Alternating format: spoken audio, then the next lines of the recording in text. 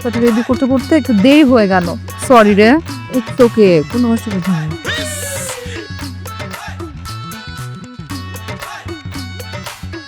কালকে রাতে আমি যেই ভয় পেয়ে গিয়েছিলাম, তারপরে বাবা নেকা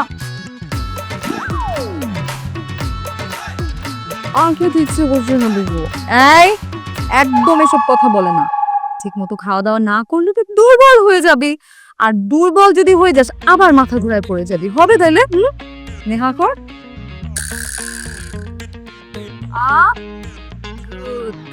বড় বউ, ছোট বউ, তোমরা কিন্তু খুব ভুল করতেছো, অনেক বড় অন্যায় করতেছো।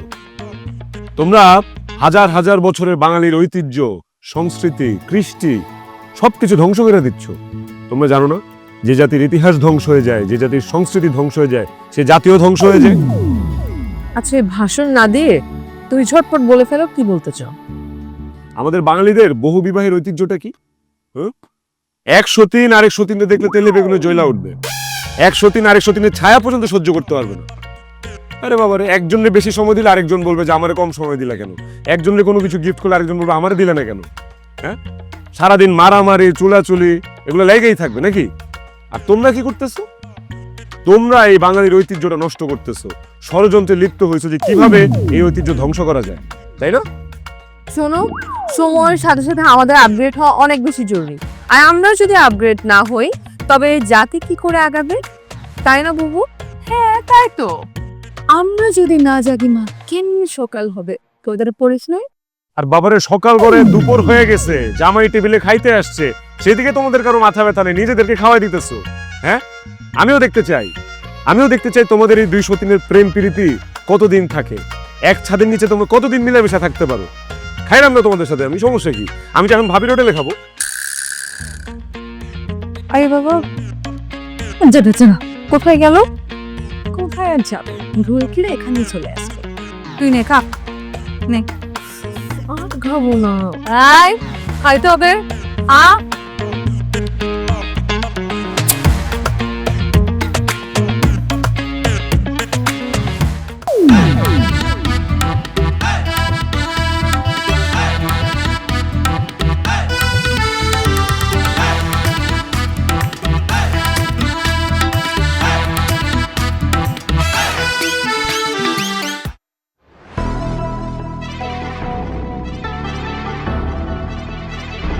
তাহলে তুই এখন কি করতে চাস?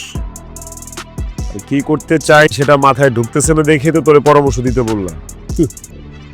বোবায় গাবে জারি আর তুই খাবি খিচুড়ি। কি বোবা মানুষ কেমনি জারি গান গেব? আরে আমি তোকে তো সেটাই বোঝাতে চাচ্ছি। আমি নিজেই এখন পর্যন্ত বিয়ে পিড়িতে বসতে পারলাম না, আর তোর 200 দিনের মধ্যে গ্যাঞ্জাম লাগাইতে পরামর্শ দেবো আমি তোকে? হ্যাঁ, বুঝছি, তোরই দিয়ে হবে না, যা করার আমারই করতে হবে।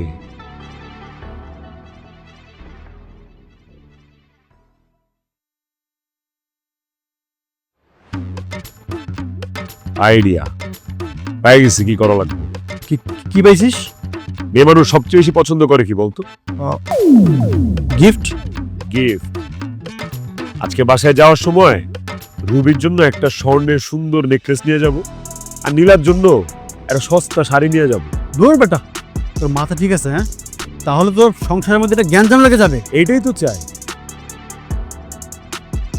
গ্যাঞ্জাম লাগু, গ্যাঞ্জামটাই তো চাই। দেখছস?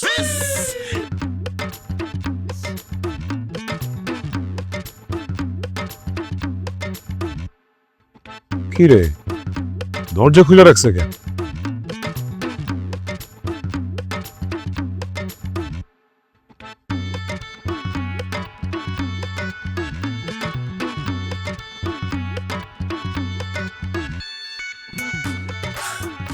আজকাল 200 দিনের প্রেমের খেতায় জাগুনটা লাগামু। আয় রুবি, নীলা, এই রুবি, নীলা কই? ছোট বউ, আসো আসো, বসো। বলো। এই নাও, তোমার জন্য আমি আজকে একটা স্বর্ণের চেন নিয়ে আসছি। চেন না, নেকলেস আর কি। আর তোমার জন্য আমি একটা সুন্দর শাড়ি নিয়ে আসছি। আল্লাহ, নেকলেসটা তোমার খুব পছন্দ হয়েছে, তাই না? হ্যাঁ। শাড়িটা কি তুমি ফুটপাত থেকে নিয়ে আসছো? এই খেলা জমে উঠছে। হাসতেছো কেন? আমি একটা প্রশ্ন করছি, সেটার উত্তর দাও। কি? শাড়ি কোত্থেকে নিয়ে আসছো? ফুটপাত থেকে? আস্তাগফিরুল্লাহ, নাউজুবিল্লাহ, কি বলতেছে? হ্যাঁ, 8,000 টাকা দিয়ে শাড়িটা কিনে আনছি। 1 ঘন্টা লাগছে এই শাড়ি খুঁজে বের করতে আমার। বসুন্ধরা সিটি থেকে আনছি, তুমি জানো? আর নেকলেসটা কত নিয়েছে? অনেক দামি না? দামি না? দামি, হ্যাঁ, এটা অনেক দামি চেন। কি বলো, 10 আনার চেন। 1,10,000 টাকা দিয়ে আনছি, 1 টাকা ডিসকাউন্ট দেয়নি আমাকে, জানো? বাহ বাহ বাহ বাহ! ঘরের নতুন বউয়ের জন্য 8,500 টাকা দিয়ে শাড়ি কিনে নিয়ে আসছো, আর ঘরে যে পুরনো বউ তার জন্য লাখ টাকার গহনা। বাহ! মামুন সাহেব, আপনার কাজ হয়ে গেছে, এখন 2 বউ চুলাচুলি করবে। তুমি আসলেই একটা খবিশ লোক। কি? তুই একটা খবিস। কি মনে করছিলি? হ্যাঁ, সামান্য একটা নেকলেস আর একটা শাড়ি দিয়ে আমাদের দুজনের মধ্যে ঝগড়া লাগাই দিবা? হ্যাঁ, দেখছিস কি না? হ্যাঁ, কত খারাপ একটা লোকের সাথে আমরা সংসার করতেছি। বুবু, আমি তো এটা ভেবে দেখি নাই। অনেক শুনছি মানুষ মানুষের সুখ দেখতে পায় না, কিন্তু এটা কোনোদিন দেখি নাই যে স্বামী 2 বউয়ের সুখ দেখতে পায় না। এই, তুমি কি মানুষ নাকি শয়তান? আস্তে তো শয়তান। দেখি তুই এদিকে আয় তো।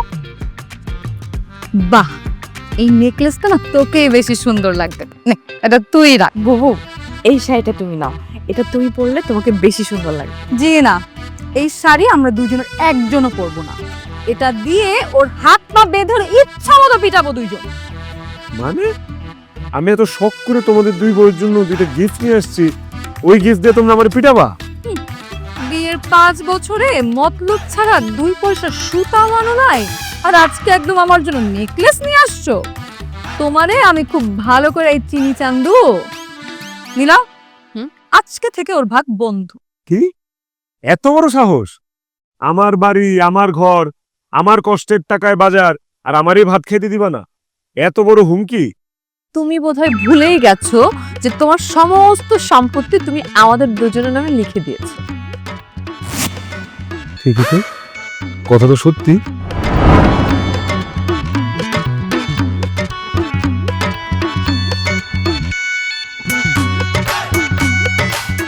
তুমি এত কষ্ট করে শাড়ি ভাঁজ করতেছো কেন? দেও আমি ভাঁজ করি। আচ্ছা, এই যে আমি ভাঁজ করি এগুলো। আমার কাজ আমি নিজেই করতে পারি। আর দেও না, আমি ভাঁজ করি। তুমি একটা কথা শুনবা? বলো, শুনতেছি। তুমি আমার যত কষ্ট দেওয়ার দাও, যা করানো লাগে করাও, শুধু আমার খাওয়ানোর কষ্টটা দিও না। কিন্তু জানো আমি বেশিক্ষণ ক্ষুদা নিয়ে থাকতে পারি না, আমার খিদা একটু বেশি লাগে, আমি একটু বেশি খাই। বিশ্বাস করো, খুব ক্ষুধা পাইছে। তুমি যে কাজটা করতেছো এটা কি ঠিক হইতেছে? কোনটা ঠিক আর কোনটা বেঠিক সেটা কোনোদিনও নিজে চিন্তা করে দেখছো? আমি যেটা বলছি সেটাই বহাল থাকবে। তোমার ভাত বন্ধ, আর যদি বেশি কথা বলো তোমার পানিও বন্ধ। ডিরেক্ট দোজক। দেখি কপালটা দেখি, একদম দোজক। দাও দাও করে আগুন জ্বলতেছে। যারা স্বামীকে শারীরিক, মানসিক এবং আহারিক কষ্ট দেয় সেই সকল স্ত্রীরা ডিরেক্ট দোজকে যায়। এই যে আমি তোমার কপালে দোজক দেখতেছি, তোমার কপালে দোজক লেখা। আমিও তোমার কপালে খালি দেখতেছি হোটেলের খাবার লেখা আছে। আরে হোটেলের খাবার বেশি খাইতে পারি না, গ্যাস্ট্রিক হয়। কি সব তেল ফেল দিয়ে রান্না করে বুঝো না, আমার বুক জ্বালা পোড়া করে। এই 2 দিন হোটেলে খেয়ে কত টাকা বিল দিলা? বেশি না, 3,500 টাকা। কি? আমাদের টাকা দিয়ে হোটেলে খাওয়ার অনুমতি কে দিছে তোমাকে? টাকা কি নদীর জলে ভেসে আসে? পকেটে যা আছে বের করো, বের করো। আর নাই তো, পকেটে কোনো টাকা পয়সা নাই, একটা ফুটা পয়সাও নাই, শেষ। নাই মানে? তোমার ক্রেডিট কার্ড, চেক বই এগুলো কোথায়? আরে বাবার ওইগুলোও তো রাইখা দিছো, আমার কাছে আর কিছু আছে? হ্যাঁ, কঙ্কালটা ছাড়া। শোনো, খুব বাড়াবাড়ি করতেছো। আমি মামুন খান, আমারে বেশি চাপাচাপি করো না, তাহলে কিন্তু বিপদ ডাইকা আনবো বলে দিলাম, বিপদ। ছোট লাঠিটা আনতো। আরে লাঠি দিয়ে কি হবে? কয়েকদিন না খেয়ে থাকবো। কয়েকদিন না খেয়ে থাকলে কি মানুষ মরে যায় নাকি? আমিও কয়েকদিন না খেয়ে থাকতে পারবো। ফিটনেস ভালো না, আরো ডায়েট করবো, অ্যাবস ট্যাবস বাইরে হয়ে যাবে, বুঝো নাই? ভালো থেকে। আমাকে তো চিনো নাই চান্দু, বিদ্যুতের খাম্বার মতো সোজা বানায়।